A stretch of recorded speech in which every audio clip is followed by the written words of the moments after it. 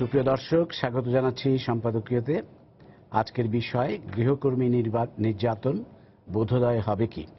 আর এ নিয়ে আমাদের সাথে আলোচনার জন্য এই মুহূর্তে দুজন উপস্থিত রয়েছেন। আমি পরিচয় করিয়ে দিচ্ছি। অ্যাডভোকেট সালমা আলী, নির্বাহী পরিচালক, বাংলাদেশ মহিলা আইনজীবী সমিতি, এবং এমরানুল হক চৌধুরী, চেয়ারম্যান, শিশু অধিকার ফোরাম। আমাদের সাথে কিছুক্ষণের মধ্যে এসে যোগ দেবেন জাতীয় মানবাধিকার কমিশনের চেয়ারম্যান কাজী রিয়াজুল হক।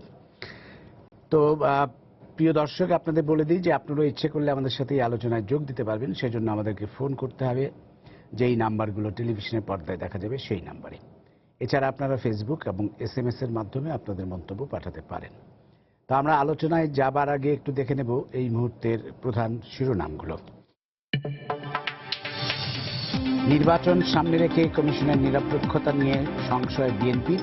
শেখ হাসিনার অধীনে হলেও প্রভাব বিস্তারের সুযোগ নেই, দাবি আওয়ামী লীগের।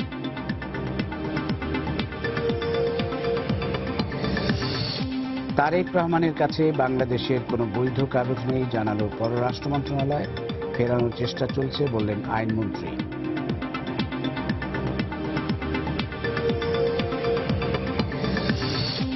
মুনাফার লোভে বিশ্ববাজারে ভাবমূর্তি ক্ষুণ্ণ না করতে মৎস্য ব্যবসায়ীদের প্রতি প্রধানমন্ত্রীর আহ্বান। মৎস্য সপ্তাহের উদ্বোধন।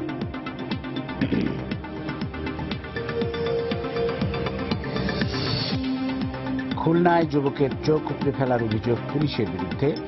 ছিনতাইয়ের ঘটনায় গণপিটুনিতে জখম, দাবি পুলিশের।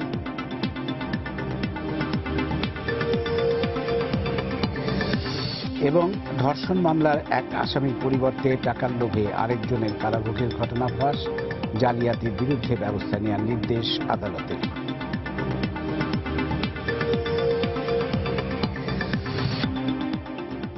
আমরা চলে আসব আমাদের আলোচনায়। আমরা জানি যে গতকাল একটি যুগান্তকারী রায় হয়েছে। গতকালই তো মনে হয় যুগান্তকারী রায় হয়েছে গৃহকর্মী নির্যাতন সম্পর্কিত, যে একজন শিশু গৃহকর্মীকে নির্যাতনের অভিযোগে একজন গৃহকর্ত্রী নওরিন জাহান নদী, তাকে যাবজ্জীবন কারাদণ্ড দিয়েছেন আদালত। এবং এটি সম্ভবত এই প্রথমবারের মতো এই ধরনের একটি দৃষ্টান্তমূলক শাস্তি হলো। এবং আমরা জানি যে 2013 সালের সেপ্টেম্বর মাসে নির্যাতনের পর, অমানসিক নির্যাতনের পর মৃত ভেবে এই শিশুটিকে ডাস্টবিনের পাশে ফেলে রাখা হয়েছিল। পরে দুজন নারী তাদের উদ্ধার করেন এবং পুলিশ এসে উদ্ধার করে তাকে হাসপাতালে নিয়ে যায়। এবং পরদিন তার জ্ঞান ফিরলে সে সবকিছু খুলে বলে এবং পুলিশ অভিযুক্ত গৃহকর্ত্রীকে গ্রেফতার করে এবং তার মাকেও মামলার আসামি করা হয়েছিল, যদিও তার মাকে আদালত খালাস দিয়েছেন। তো আসামির মাকে, হ্যাঁ, গৃহকর্ত্রীর মাকে আর কি। তো এ ব্যাপারে আমরা দেখেছি যে পুলিশ, আইনজীবী, আদালত, মানবাধিকার কর্মী সবার খুবই আন্তরিকতা ছিল। এবং সবচেয়ে বড় কথা যেটি, যে নির্যাতিতর পরিবার কোনো আপোষ করেনি, আপোষে যায়নি। সাধারণত এই ধরনের কেসে আমরা দেখি যে যেহেতু যারা গৃহকর্মী হিসেবে কাজ করে তারা খুবই হতদরিদ্র পরিবার থেকে আসে এবং নিয়োগকর্তা তাদের যারা, তারা প্রভাবশালী সমাজের। সুতরাং এই ধরনের ক্ষেত্রে একটা আপোষ রফার চেষ্টা করেন এবং খুব সহজেই তাদেরকে কিনে ফেলা যায়, যে জন্য অধিকাংশ কেস কিন্তু শেষ পর্যন্ত আর দাঁড়ায় না। তো এটি দাঁড়িয়েছে, এটি খুবই উল্লেখযোগ্য। তা আমি প্রথমেই আসব অ্যাডভোকেট সালমা আলী। আপনি এই বিশেষ যে কেসটি, সেটি ব্যাপারে আপনি খুবই উদ্যোগী ভূমিকা নিয়েছিলেন, আপনি এবং আপনার যে সংগঠন, আমরা জানি। তো আপনি একটু বলবেন। ধন্যবাদ।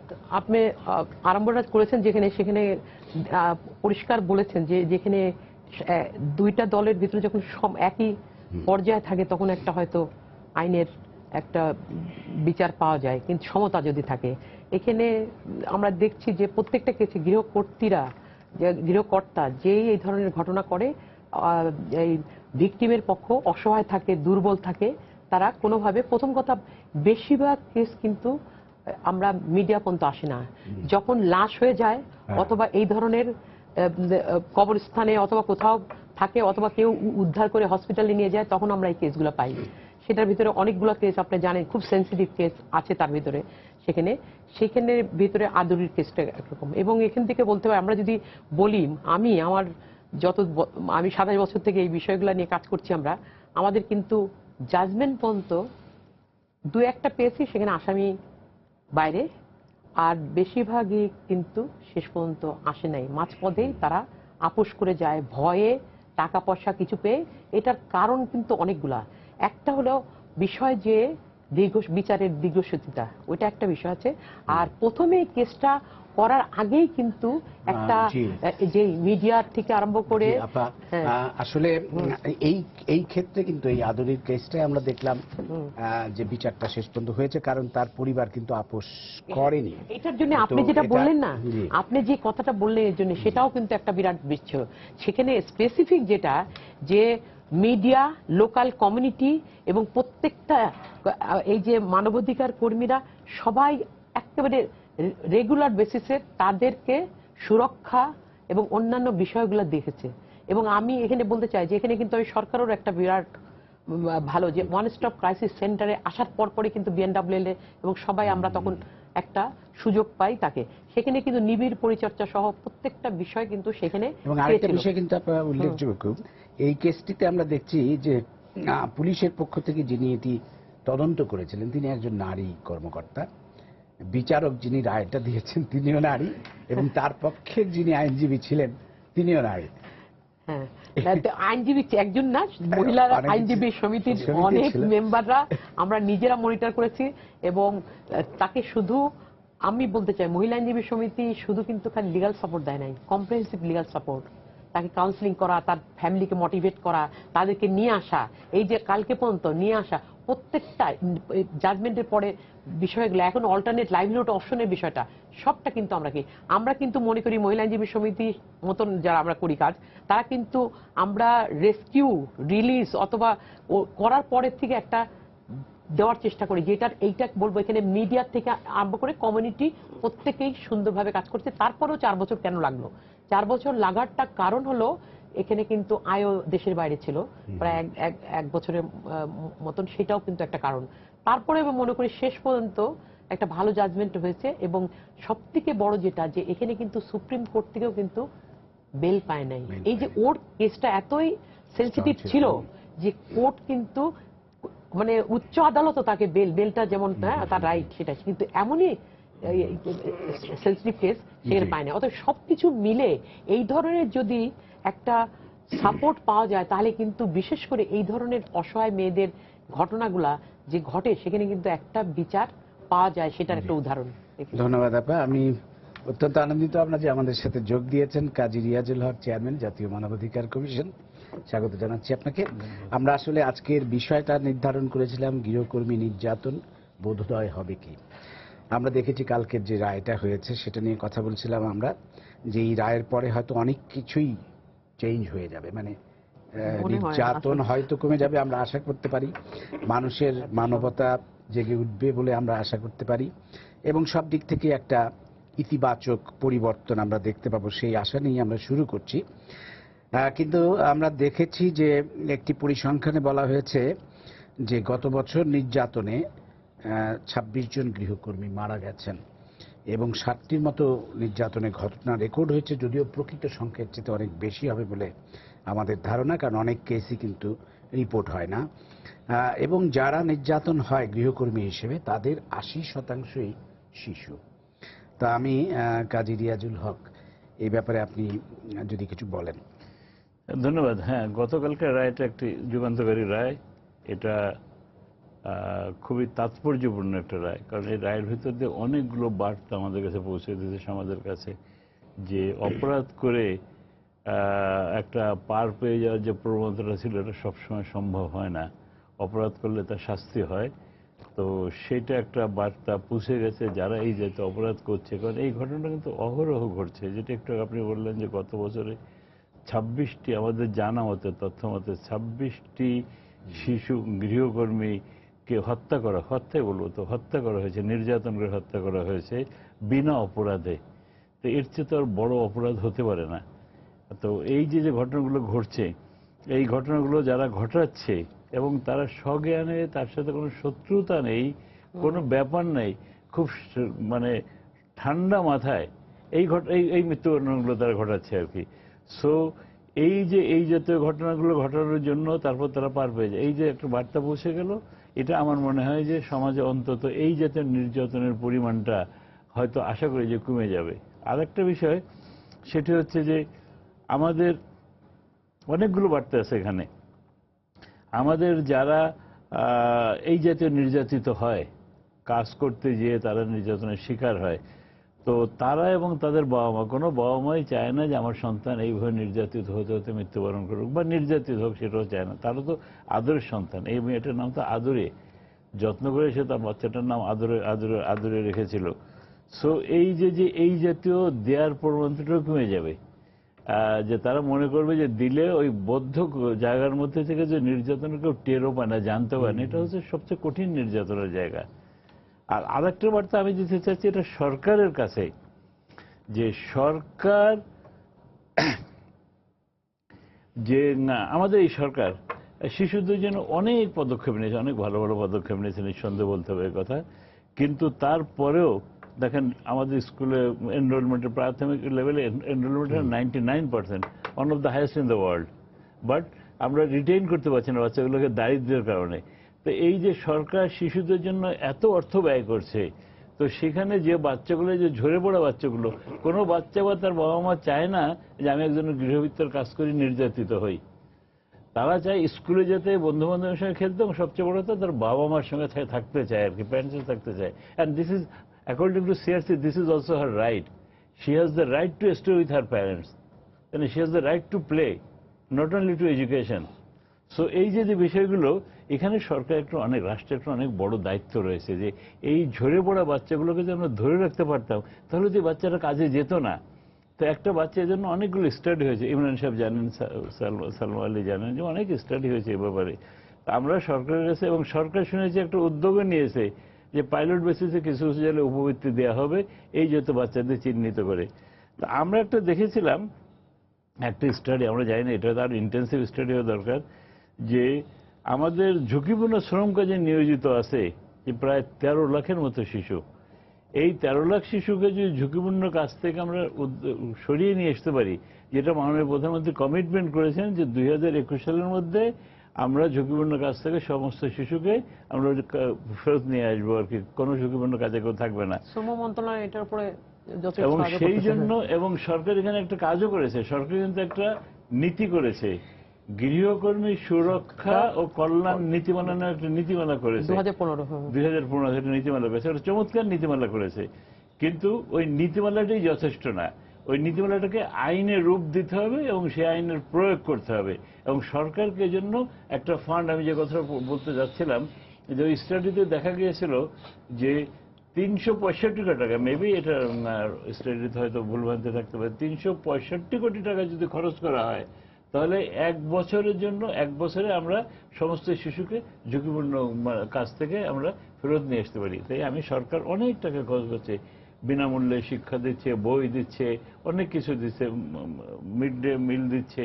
তো এই যে শিশুদের যদি কারো কাজে যেতে না হয়, এবং এইভাবে যেন একটা শিশু আর নির্যাতিত মৃত্যুবরণ না করে, সেজন্য রাষ্ট্রকে এগিয়ে আসতে হবে, এইটা আমার আবেদন। অর্থাৎ এই বার্তাটা সবার কাছে পৌঁছে যাবে, এবং ওই যে নীতিমালা করেছে, ওই নীতিমালাটাকে আইন করতে হবে।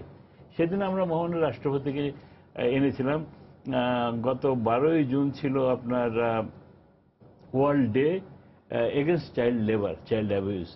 তো সেই দিনে আমরা, সেইটার উপলক্ষে আমরা একটা অনুষ্ঠান করে মহামান্য রাষ্ট্রপতি নিয়েছিলাম। সেখানে আমরা খুব পরিষ্কার করে বলেছিলাম যে এই বাচ্চাগুলোকে ফিরিয়ে নিয়ে আসতে হবে, এবং সমাজ কল্যাণ প্রতিমন্ত্রী বলেছিলেন, মহামান্য রাষ্ট্রপতি বলেছেন শিশুদেরকে কোনো কাজে নেওয়া যাবে না, ব্যবহার করা যাবে না।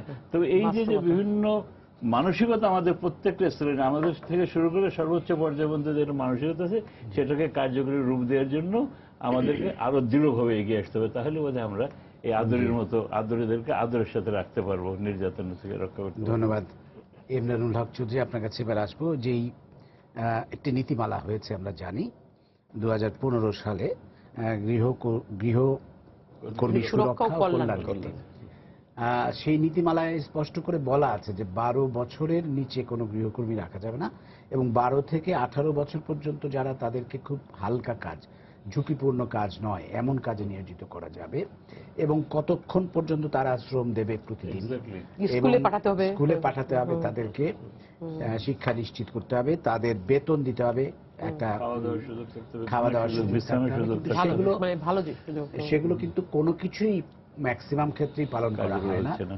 আমরা দেখি যে ম্যাক্সিমাম ক্ষেত্রে এই সমস্ত গৃহকর্মীরা বিনা বেতনে কাজ করতে বাধ্য হয়, বেতন দিলেও খুবই অল্প এবং অনিয়মিতভাবে দেওয়া হয় ইত্যাদি ইত্যাদি, এবং ঝুঁকিপূর্ণ কাজে নিয়োজিত করা হয় এবং নির্যাতন তো আছেই তার মধ্যে।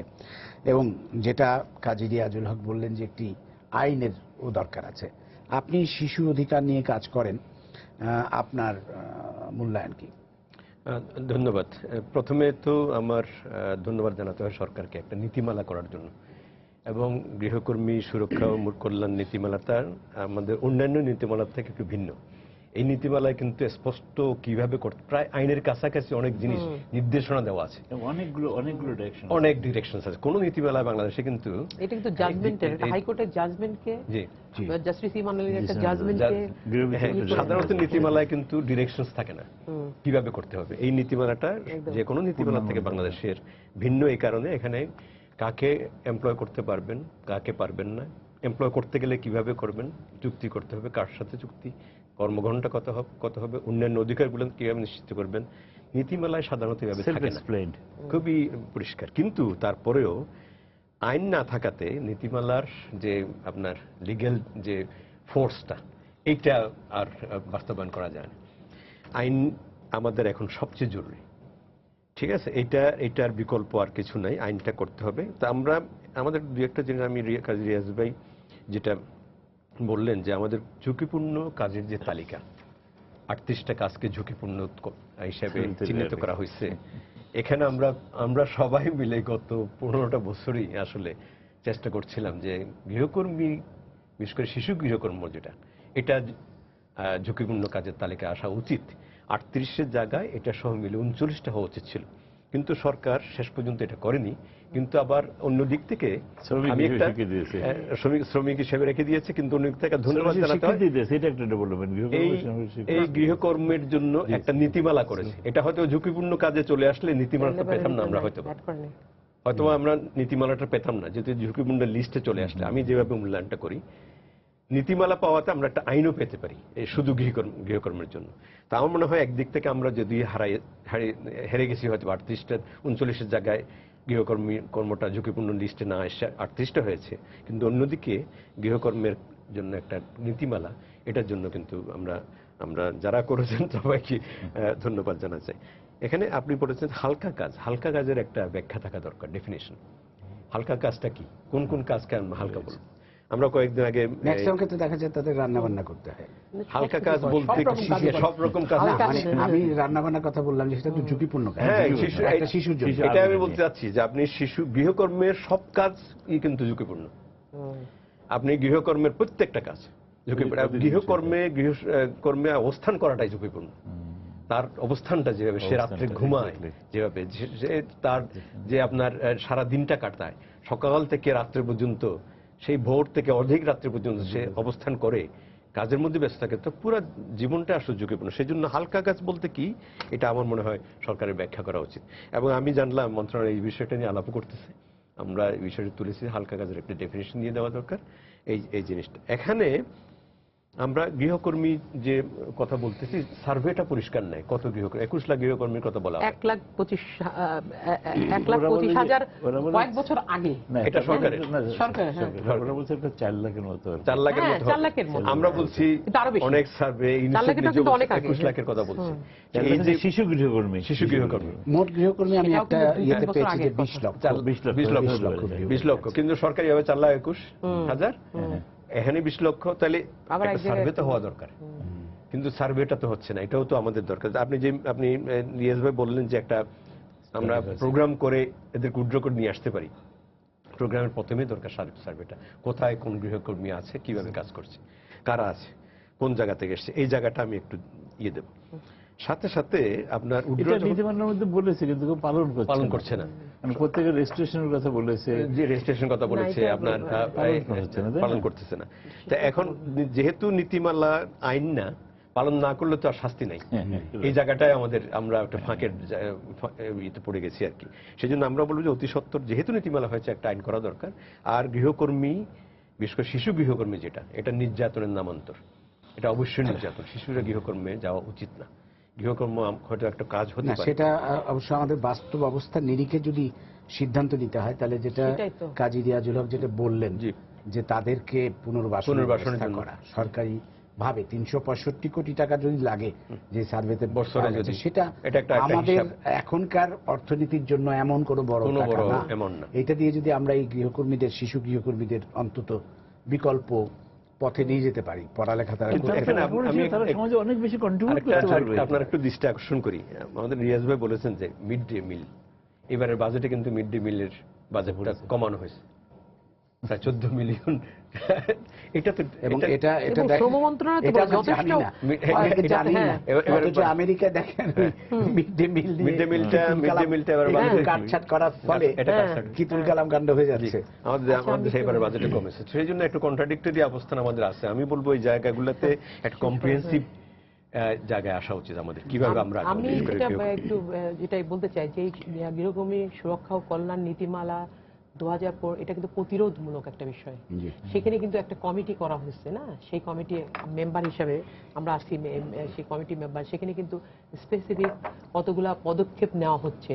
সেখানে বাজেটও কিন্তু লেবার শ্রম মন্ত্রণালয় থেকে বলে যে বাজেটের অভাব নাই, কিন্তু আমি কেন এটাকে সেভাবে আরো আমাদের যত তাড়াতাড়ি সম্ভব প্রতিরোধমূলক সেই বিষয়গুলোকে মনিটরিং এর কিভাবে করা হবে, কিভাবে প্রিভেনশনের কাজগুলো করা হবে। তারপরেও যেটা বিষয়টা বলছিল যে আমরা যে কমপ্লেনগুলো, আমি একজন আইনজীবী, আমি বলছি যে একটা আইন হওয়া দরকার। আমি কিন্তু খুব বেশি এখন আর এই 3-4টা ভালো ভালো আইন বানানোর ব্যাপারে নিজেরা প্রত্যেকটা লাইন, এমনকি কল্যাণ এই নীতিমালাটাও, এটা কিন্তু আমরা একটা কেস করছিলাম হাইকোর্টে, সেই রায়টাকে মাথায় নিয়ে তারপরে কিন্তু এই নীতিমালাটা হয়েছে, জাস্টিস যেটা মহিলা আইনজীবী সমিতির করা। সেখানে কিন্তু জাজমেন্টটা কিন্তু আমরা জানি সেটাও কিন্তু একটা আইন, যতক্ষণ পর্যন্ত আইন না হবে, সংবিধানের 111 ধারা অনুযায়ী। অথবা আইন আছে, আইন পালন করতে হবে। তো সেটাই তো যে এই যে বিষয়টা, এখানে আইন হলেও সে আইনে কিন্তু নারী ও শিশু নির্যাতন দমন আইনের ভিতরে অনেক কিছু আছে যেখানে কিন্তু শাস্তি দিতে পারি। আমার প্রিভেনশনে কিছু কাজ আইনে যদি থাকে, তো নীতিমালায় তো সেই প্রিভেনশনের বিষয়গুলো আছে। অথবা আমি আইনের পিছনে দৌড়াচ্ছি না, আমার কথা যেই আইন আছে সেই আইনের বিচার করলেও কিন্তু আসামিদেরকে বিচারের আওতায় আনার যায়। তার জন্য সততা, স্বচ্ছতা, জবাবদিহিতা একটা বিরাট বিষয়। এবং প্রত্যেকের এখানে আমরা তো শুধু দেখছি যখন লাশ হয়ে বাড়াচ্ছে অথবা তার সমস্ত পুড়ে গেছে, আরো বিভৎস সেক্সুয়াল অ্যাবিউজ যে কিভাবে হবে তার কিন্তু কোনো খবর নেই। আমি যেখানে একটা মেয়ে কিশোরী বাল্যবিবাহ দিয়ে দেওয়া হচ্ছে, কেন সে রাস্তা দিয়ে যেতে পারে না, কেউ উঠিয়ে নিয়ে যাবে, কিছু করবে, তাকে অ্যাসিড মারবে, এটা সেই মেয়েগুলা যখন একটা কথা বলতে পারে না, তার বয়সটা যে 12 বছর, সেই 12 বছরটা নিয়েও কিন্তু আমরা কিন্তু ফাইট করেছিলাম কোর্টে যে এটাকে বাড়ানো হোক। তখন এই যে আর্থসামাজিক কথা চিন্তা করে বিবেচনা করে 12 বছরের উপরে আর দেয় নাই। সেখানে স্পেসিফিক এই ধরনের মেয়েরা সেক্সুয়ালি অ্যাবিউজের শিকার যে কিভাবে, কারণ একটা অচেনা জায়গায় একটা মেয়ে, সে তার কথা বলতে পারে না, নিজেকে প্রোটেকশন দেওয়ার অধিকার নাই। সেখানে কোনো একটা প্রোটেকশন, যে বাড়িতে থাকে তার একটা ঘরও আলাদা নেই, দরজা লক করে ঘুমানোর ব্যবস্থা নাই। সেখানে কি অরক্ষিতভাবে একটা মেয়ে থাকে, যেখানে অত এটা ভয়াবহ একটা ব্যবস্থা। আমি বলবো সেখানে কিন্তু উচ্চবিত্ত যারা আছে তাদের পাশে কিন্তু কিছুটা ভালো থাকে। সেখানে আপনার 5-6 জন কাজের লোক থাকে, তারা একজন আরেকজনকে প্রোটেকশন করে। কিন্তু এই যে মিড লেভেলে যারা সার্ভেন্ট কর থাকে এবং সেখানে একজন আরেকজনকে দিচ্ছে, 3-4টা মহিলা থাকলে তারা, এইখানে কিন্তু এই যে নিম্নবিত্ত মধ্যবিত্তদের, আমি এখানে ক্রিটিসাইজ করে বলছি না, মানে আমাদের নিজেদের এভালুয়েশন করে যেটা দেখি। আর আরেকটা বিষয় যেটা মেয়েদের পক্ষেই যাচ্ছে, মেয়ে যেখানে বাড়িতে একটা, এটা কিন্তু আবার অনেক সময় এই কেসেও কিন্তু আসামি পক্ষ বলার চেষ্টা করছে সে নর্মাল ছিল না, মহিলাটা ডোমেস্টিক ভায়োলেন্সের শিকার ছিল, স্বামীর সঙ্গে তার সম্পর্ক খারাপ ছিল। এইটা হলে তুমি ওই মেয়েটার উপর দিয়ে কেন, তুমি মেয়েটাকে বের করে দাও বাসার থেকে। অতএব ইস্যুগুলা আর এই যে প্রত্যেকটা সেন্সিটিভ এখন আমরা যেটা করছি, সেখানে কিন্তু যারা গ্রাম থেকে নিয়ে এসে মেয়েটাকে দিয়েছে, তারা কিন্তু যে বাসায় দিয়েছিল, মানে এই ওর শাশুড়ি বাড়িতে একটা বুড়ি মহিলা, গ্রামেই ওনাদের বাড়ির কাছে একটা পটুয়াখালী শহরে থাকার জন্য, তাকে কখন ঢাকা এনে কোথায় দিল। এখানে কিন্তু এই যে মধ্য যারাই কাজগুলো করে তাদেরও কিন্তু আইডেন্টিফাই করা উচিত, তাদেরও কিন্তু শাস্তির আওতায়, কম দিন হলেও কিন্তু শাস্তির আওতায় আনা উচিত বলে আমি মনে করি। অথবা এই বিষয়গুলো একটা বিরাট বিষয় আমাদের মনে হয়। আর এখানে থামাতে বলছেন আপনি নাকি? আমি একটু আমাদের সাথে একজন দর্শক আছে আচ্ছা, টেলিফোনে একটু please, ফোনটা নেই। হ্যাঁ, প্রিয় দর্শক, আপনার পরিচয়টা দিয়ে প্রশ্নটা করুন। আসসালামু আলাইকুম। ওয়ালাইকুম আসসালাম, আমার নাম মনির হায়দার। বলুন। আমার প্রশ্নটা হয়েছে যে গৃহ আমাদের এই যে গৃহ ইয়েদেরকে যে মারধর করা হয় কিংবা তাদেরকে নির্যাতন করা হয়, হ্যাঁ, এটার জন্য আমাদের অন্তত স্পেশাল মনে করেন আমরা 60 দিন কিংবা 120 দিন এদের রায় দিতে হবে মামলার, এরকম একটা কিছু যদি করা হয় সেক্ষেত্রে এটা তো উপকারে আসবে বলে মনে হচ্ছে। আর যখন আমি আপনাদের সাথে কথা বলতেছি তখনই ধানমন্ডি থানাতে একটা ঘটনা ঘটেছে, গৃহ শিকারকে আপনার গৃহ কর্তৃকে জিম্মি করে রেখেছে এলাকাবাসী, অলরেডি ধানমন্ডি থানা মামলা হয়ে গিয়েছে গৃহকর্মীকে নির্যাতনের। জাস্ট 10 মিনিট আগের ঘটনা এটা। আচ্ছা আচ্ছা, তো এটা দেখেন আপনি কিন্তু একটা এরিয়া বেস হচ্ছে, কিন্তু আপনি দেখবেন গুলশান, ধানমন্ডি এবং মিরপুর, মানে আমাদের একটা সোসাইটিতে কিন্তু আমাদের অপসংস্কৃতির কারণে এটা হতে পারে। তার জন্য একটা স্পেশাল ট্রাইব্যুনাল করা যায় কিনা, যে 30 দিন 60 দিন কিংবা 120 দিন এটা রায় হয়ে যাবে। ধন্যবাদ ধন্যবাদ। আমি একটু দ্রুত বিচার, জি। ইয়ে করতে চাই। এখন কিন্তু কয়েকদিন দেখবেন বেশ কয়েকটা নিউজ আসবে, এই একটা রায় যখন হয় না তারপরে পর পর কিন্তু বেশ কয়েকটা আপনি মিডিয়া এবং লোকাল কমিউনিটি একটা দুটো কেস কিন্তু এসে যাবে, তারপরে কোথায় চলে যাবে হারিয়ে। আর আপনি দেখেন এখানে কিন্তু আসামি ভিতরে ছিল, তারপরে এখানে কিন্তু স্বামীর পক্ষ থেকে কেউ কিন্তু এরকম ভাবে লবি করে নাই, কনভিন্স করার চেষ্টা করে নাই মা এবং আত্মীয় স্বজনকে, যার জন্য এটা আমরা শেষ পর্যন্ত টিকে থাকি। কিন্তু অন্য কেসগুলো কি জি। কি আপনি আমাকে বলেন, আপনি যে গেলেন ক্যান্টনমেন্টে, এই কেসগুলো কি হলো? এই বিষয়গুলো কিন্তু জি, sensitive কেসগুলো আমি কিন্তু সেই অনেক ব্যাপারে বিষয়, একটু আসবো আপনার যেটা- কাছে। হ্যাঁ। কাজী রিয়াজুল হক, আপনারা মানবাধিকার কমিশন এখন আমরা দেখছি যে অনেক কাজ করছেন, আমাদেরকে অনেক মানে আশা জাগিয়েছেন, কিন্তু কিছু কিছু জায়গায় আমরা টাচ করতে পারছি না। আমরা যদি তনু হত্যার কথা মনে করি, তনু হত্যার আমরা কোনো কুল হারিয়ে গেল। কিনারা করতে পারলাম না এত বছরে, এত দিনে, 1 বছরের বেশি হয়ে গেছে। তো 1.5 বছর 1.5 বছর হয়ে গেছে। কারণ কি আমরা জানি, সেই রকম একজন গৃহকর্মী নির্যাতনের ঘটনা ঘটেছে একটা বিশেষ এলাকায়, সেটার ব্যাপারেও আমরা জানি। আরো বলবো যে আমাদের সব পেশার মানুষ কিন্তু এর সাথে যুক্ত, মানে এই অপরাধের সাথে। আইনজীবী বলেন, শিল্পী, সাহিত্যিক, খেলোয়াড়, তাই না, বিভিন্ন পেশার মানুষ। এমনকি আমরা যদি বলি বিদেশে কর্মরত বাংলাদেশি কূটনীতিকরাও, দুইজন কূটনীতিক, আমি এটা বলতে চাচ্ছিলাম, হ্যাঁ। দুজন অনেক কূটনীতিকের ভাবমূর্তি, হ্যাঁ। কথা আমরা জানি। তা আপনি এটা বলবেন যে কেন মানে কিছু মানুষ অস্পৃশ্য থেকে যাচ্ছে। এই যে খেলোয়াড়ের কথা যদি আমি বলি, ক্রিকেটার শাহাদাত, তার বিরুদ্ধে যে অভিযোগ উঠেছে, এবং সেই গৃহকর্মী কিন্তু প্রথমে কোর্টে সাক্ষ্য দিয়েছে যে হ্যাঁ তার উপর নির্যাতন হয়েছে, পরবর্তীকালে যখন আপোষ করা হয়েছে তখন সেই আবার বলেছে না আমার উপর কোনো নির্যাতন হয়নি, কোর্ট মামলাটা তুলে নিল। এইখানে আমি জানি না কোর্ট সেটা পারে কিনা, কোর্ট কি আগের সাক্ষ্যটা বিবেচনায় নিতে পারতো না? আপনি একটু বলেন। না, এ ব্যাপারে আমি প্রথমে বলবো যে না, আইন তো সবার জন্য সমান, এবং সেইভাবে আইনের প্রয়োগও মানুষ সবার জন্য সমভাবে আইনের প্রয়োগটা দেখতে চায়। কিন্তু বাস্তবতা হচ্ছে যে প্রত্যেক এই কেসটার জন্য বিএনডব্লিউএল সালমা আলী তারা যেভাবে লেগেছিল, এই কেসটার জন্য যেভাবে তারা লেগেছিল, এবং তারা সার্বক্ষণিকভাবে শুধু আদালতেই লেগেছিল না, তারা সার্বক্ষণিক পরিবারটাকে মনিটর করেছে। আমাদের বাস্তবতা হচ্ছে যে ভিকটিম সে অত্যন্ত দরিদ্র, আর যে পারপেট্রেটর সে হচ্ছে অনেক মানে মধ্যবিত্ত বা উচ্চ মধ্যবিত্ত, তাদের ক্ষমতা তুলনামূলকভাবে অনেক বেশি। তো তারা এই প্রথম বিষয় হচ্ছে যে 1 নম্বর বিষয় হচ্ছে যে প্রথমে এই লোকটার মামলাটাকে লড়বে, মামলা লড়াটাও হচ্ছে একটা এক্সপেন্সিভ ব্যাপার। না ওই কেসটা কিন্তু হ্যাপি কেসটা, ভিকটিম কিন্তু আমাদের কাছে কেসটা আমরা করছি, কিন্তু শেষ পর্যন্ত পারি নাই। হ্যাঁ, না আমি বলছি তারপরেও পারা যায় না। তারপরেও প্রথমটা হচ্ছে যে মামলাটা লড়বেটাকে 1 নম্বর কথা। দ্বিতীয় কথা হচ্ছে বাদী মামলা লড়ে যারা মামলা লড়ছে তারা ওকে কতটা সাপোর্ট দিতে পারবে। এরা এক্ষেত্রে কি সরকার নিজে বাদী হয়ে মামলা না, সব কেসে সরকারবাদী হয়। এই যেহেতু কেসে জিআর কেস বলে আমরা, এই কেসে সরকার বাদী হয়, সরকারি কেসটা আছে, উকিলও সরকারের উকিল। ওনারা যেটা করছে সেটা সরকারকে সাপোর্ট দিচ্ছে, এবং এই যে ওরা হচ্ছে সাক্ষী হয়ে যাচ্ছে, যে ভিকটিম সে কিন্তু সাক্ষী হয়ে যাচ্ছে, কেসের সাক্ষী হয়ে যাচ্ছে। এটা হচ্ছে মামলার নিয়ম। তা আমি যেটা, আপনি যে প্রশ্নটা করলেন একটা চমৎকার প্রশ্ন করেছেন যে সবাইকে আমরা কেন স্পর্শ করতে পারি না। কারণটা হচ্ছে যে এই দরিদ্র লোকদের সাথে তো বেশি লোক থাকে না, প্রথম একদিন যদি কাগজে লেখা হলো, কিছু সময় থাকলো, তারপর সব সরে যায়। এটা কনস্ট্যান্ট তাদের মনিটরিং করতে হবে, কনস্ট্যান্ট তাদের মামলার সঙ্গে সঙ্গে থাকতে হবে। তাহলে হয়তো কিছু, সব ক্ষেত্রে হলে কিছু কিছু ক্ষেত্রে আমরা করতে পারি। আর আরেকটা বিষয় আছে, সেটা হচ্ছে কোনো কোনো সেকশন আমরা দেখেছি মামলাগুলো যখন দেয়া হয়, কিছু নারী শিশু নির্যাতন দমন আইনে দিলে তো সেটা খুবই ভালো, বাট কিছু কিছু জায়গায় দেখেছি আমরা কম্পাউন্ডেবল সেকশন দিয়ে দেয়, আপরযোগ্য সেকশন দিয়ে দেয়। এইটা মামলাটা যখন এফআইআর হয়, this is something important. Police অফিসারের দায়িত্ব হচ্ছে মামলার গুরুত্ব বুঝে সেইভাবে নেওয়া। তো সেইভাবে যদি নেওয়া হয়, তাহলে যেটা বললেন মীমাংসা, ওই মীমাংসাটা অন্তত আদালত করে দিতে পারে না। আর আরেকটা বিষয় আছে যে আদালত যদি মীমাংসা করে নাও দিতে পারে, যেখানে সেখানেও সাক্ষী সবুজ যখন হারিয়ে যায়, আলামত যখন নষ্ট হয়ে যায়, চার্জশিট যখন দুর্বল চার্জশিট যায়, চার্জশিট এগুলো দিলাম, বললাম আমি চার্জশিট দিয়েছি, বাট চার্জশিটে তো আপনি ইনগ্রিডিয়েন্ট পাচ্ছেন না। আদালতকে তো আপনাকে বলটা প্রস্তুত করে দিয়ে তখন তো আদালত এসকোর্টটা করতে পারবে, তাই না, দিতে পারবে।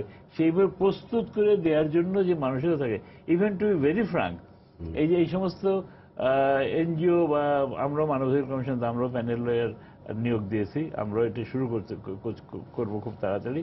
তো এই যে আদালতে যে মানে পাবলিক প্রসিকিউটর যারা থাকে, উইথ ডিউ রেসপেক্ট, সেই পাবলিক প্রসিকিউটর তো ঠিক সেইভাবে নেয় না।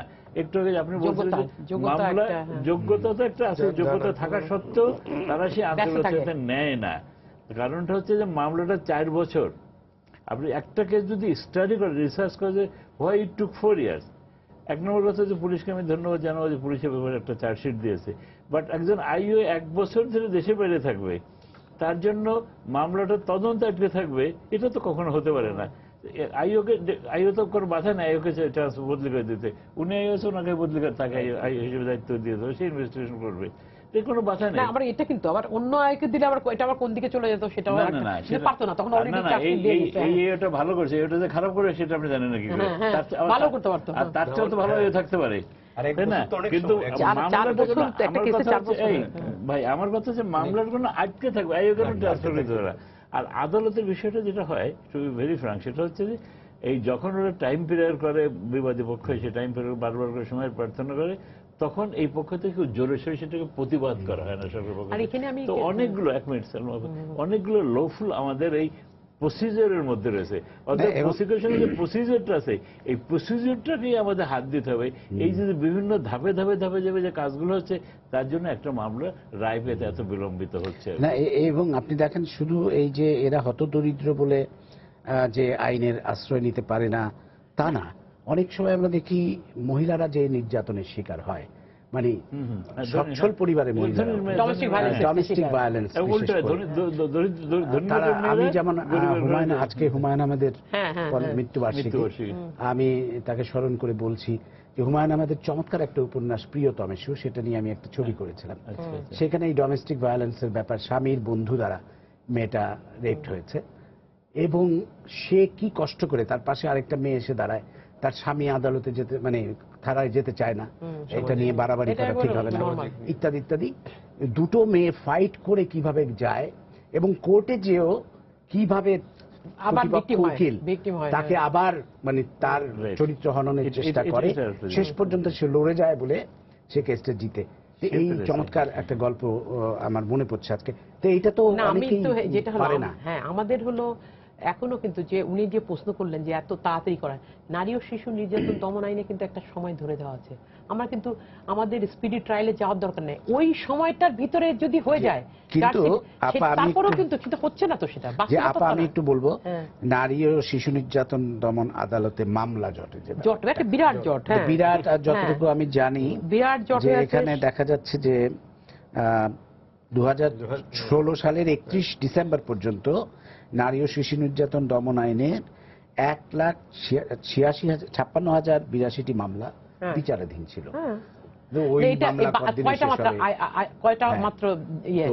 এইটা কি বলবেন আপনি? না, এইখানে স্পেসিফিক বেশিরভাগ কেস কিন্তু হারিয়ে যাচ্ছে সেভাবে। কারণ যখন একটা প্রথম যে সাক্ষীরা কিন্তু এই যে কেস লেন্দি প্রসেস হওয়া যায়, হ্যাঁ না, সংখ্যাটা এই কারণে সংখ্যা বাড়ছে, কারণ পেন্ডিং রয়ে গেছে দেখে নতুন সাক্ষী তারপরে হারিয়ে যাচ্ছে, তারপরে কিন্তু কেসটা কিন্তু উইক হয়ে যাচ্ছে, তারপরে কাউকে পাওয়া যাবে না। অথচ এখন আমাদের যেটা হলো, এখনো আমরা প্রসিকিউশনের স্পেসিফিক কোর্ট অনেক বাড়ানো দরকার, উনি বললেন ট্রাইব্যুনালও বাড়ানোর দরকার, জাজদের অনেক বাড়াতে হবে, এবং যেই সময়টা ধরে দেওয়া আছে সেই সময়ের ভিতরে পুলিশও সেরকম ভাবে ওভারবার্ডেন আছে। তারপরে সবসময় কিন্তু একটা প্রেশার দেওয়া হয়, টাইম নিচ্ছে, সাক্ষীরা আসছে, মানে সব মিলিয়ে এটা নিয়ে কিন্তু আমরা একটা ছোট গবেষণা করেছিলাম। সেখানে কিন্তু স্পেসিফিক কতগুলো জিনিস আমরা রেকমেন্ডেশন দিয়েছি।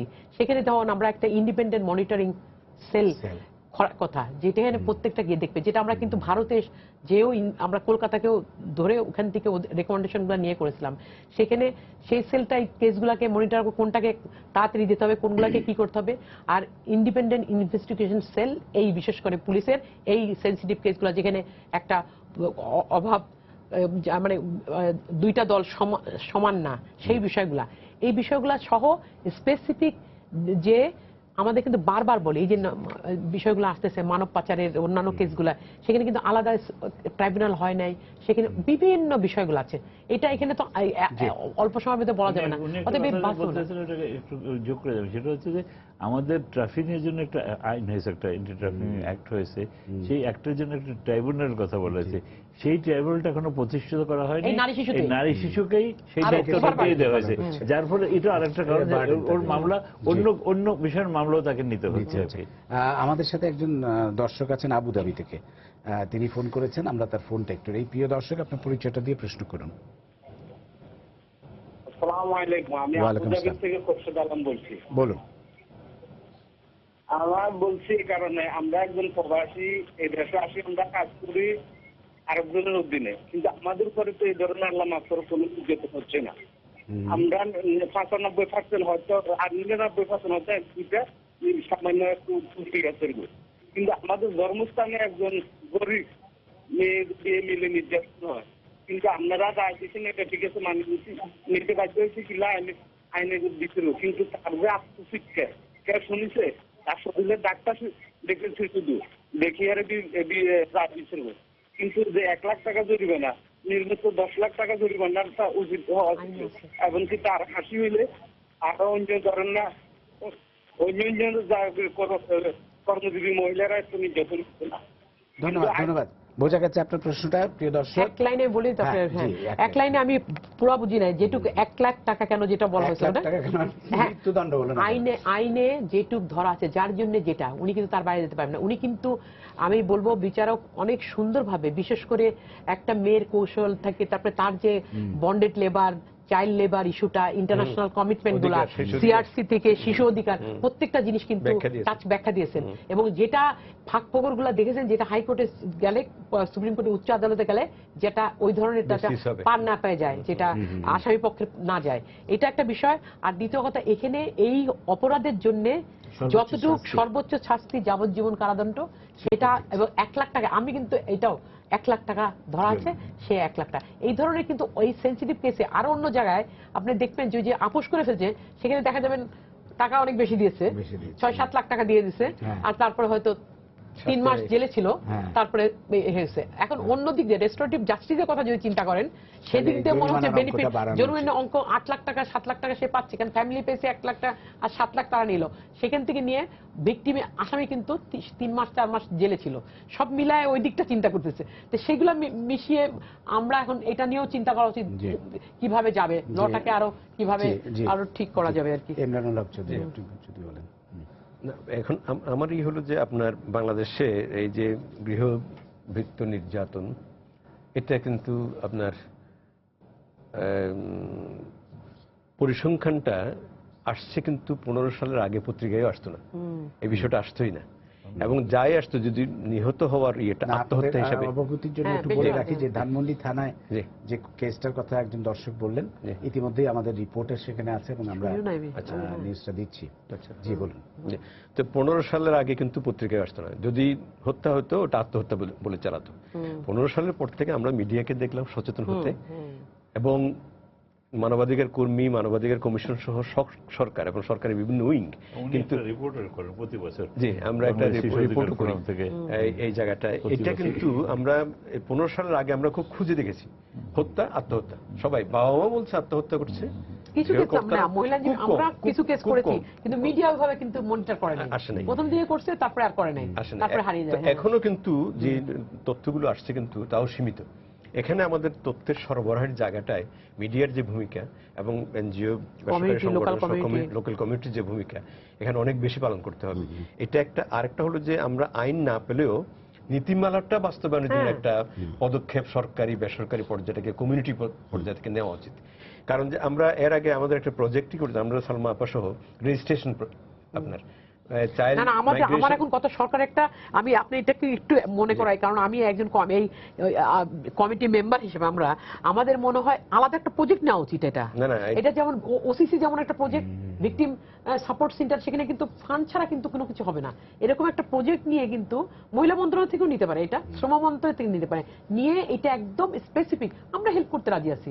কিভাবে মনিটর করবে, কিভাবে লোকাল কমিউনিটির একটা দায়িত্ব দেবে, বারিদারা সোসাইটি, গুলশান সোসাইটি, এরাই কিন্তু দায়িত্ব নিয়ে নেবে যে রেজিস্ট্রেশন করতে হবে, তারপরে কি করতে হবে, তার যে কোনো সময় কমপ্লেন করার মতন একটা অ্যাওয়ারনেস করা, এই বিষয়গুলো আমার মনে হয়। আপনি যেহেতু কমপ্লেন মেকানিজম বলছেন, সেজন্য ওপি 30 কথা আমাদের মনে পড়ে। আমরা ওপি 30 যেখানে কমপ্লেন মেকানিজম, একটা বাচ্চা তার কমপ্লেন করতে পারবে, যদি না পায় বিদেশেও করতে পারে, যদি দেশে এটা সম্পূর্ণ সব স্তরগুলোতে সে যদি না পায়, বিচার না পায়, যদি সাথে সাথে মিনিমাম এজের যে এটা 138 আইলো কনভেনশন, এটাও কিন্তু যদি বাস্তবায়ন করা যেত, সরকার যদি রেটিফাই করতো, তাইলে কিন্তু কত কম বয়সে আমরা কাজে দেব, এই জিনিসটা কিন্তু সরকার একটা আইন বিধিবদ্ধ ইয়ের মধ্যে আসতে পারতো।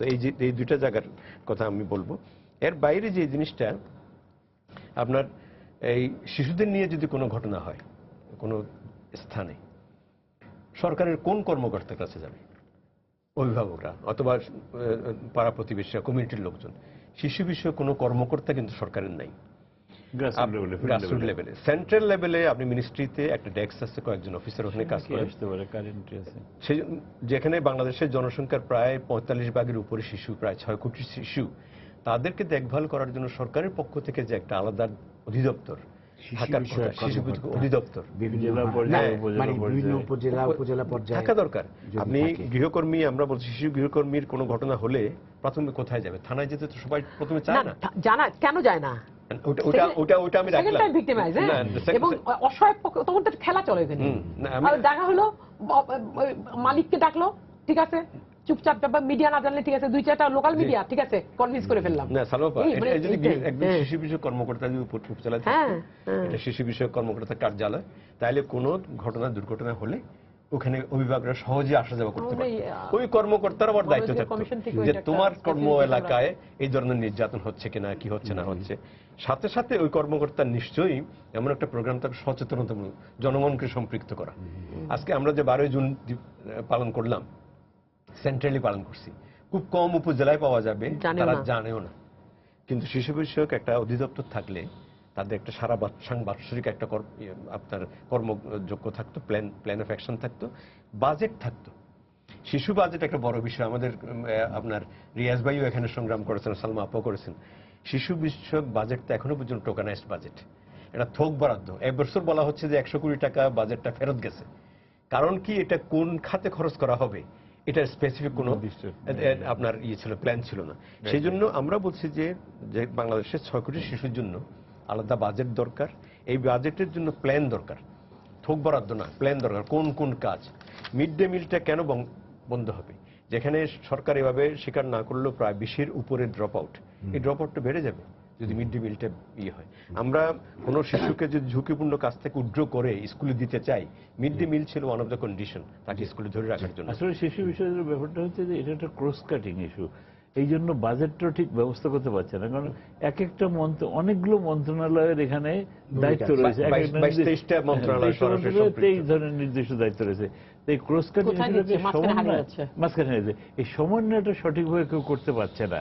এবং এই কারণেই ইমরান সাহেব যেটা বলতে চাচ্ছিলেন যে আমাদের যদি একটা ডাইরেক্টরেট থাকতো এবং আমাদের জেলা পর্যায়ে এবং উপজেলা পর্যায়ে দপ্তর থাকতো, তাহলে সে ওটার ফোকাল পয়েন্ট হিসেবে কাজ করতো। তার মাধ্যমেই 22টা জেলার কাজে সে 22টা মিনিস্ট্রির কাজে সে কোঅর্ডিনেট করতে পারত অন্তত। সেই কোঅর্ডিনেশনের কোনো ব্যবস্থা নাই বলে সেই কোঅর্ডিনেশনের ব্যবস্থা নাই বলে শিশুদের জন্য সরকার অনেক কিছুই করতে চাচ্ছে এবং এই সরকারের মন মানসিকতা সম্পূর্ণ শিশু বান্ধব, কিন্তু তারপর আলটিমেটলি শিশুরা কতটা উপকৃত হচ্ছে সেটা একটা প্রস্তাবিত থেকে যাচ্ছে। আর এই যে ডোমেস্টিক হেল্পার যারা মানে তারা এরা কিন্তু শ্রমিক হিসাবে আরএমজি সেক্টর যেমন তাদের কিন্তু একটা সম্মান, ডিগনিটি, একটা প্রাইভেসি এবং তাদের একটা স্বাধীনতা আছে।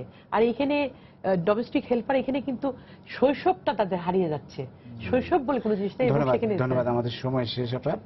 আপনাদের অসংখ্য ধন্যবাদ। আমরা আশা করব যে এই যুগান্তকারী রায়ের ফলে অন্তত আমাদের বোধোদয় হবে, মানবিকতার উন্মেষ ঘটবে এবং বাংলাদেশে শিশু নির্যাতন কমবে এবং এই রায়টি উচ্চ আদালতেও বহাল থাকবে এই প্রত্যাশা ব্যক্ত করছি এবং মানুষ আরো মানবিক হয়ে উঠবেন এই আশাবাদ ব্যক্ত করে আপনাদের সবাইকে ধন্যবাদ জানিয়ে শেষ করছি। প্রিয় দর্শক, সবাইকে শুভেচ্ছা। আগামীকাল আবারও দেখা হবে রাত 10টায়। দেখার আমন্ত্রণ রইল। শুভরাত্রি।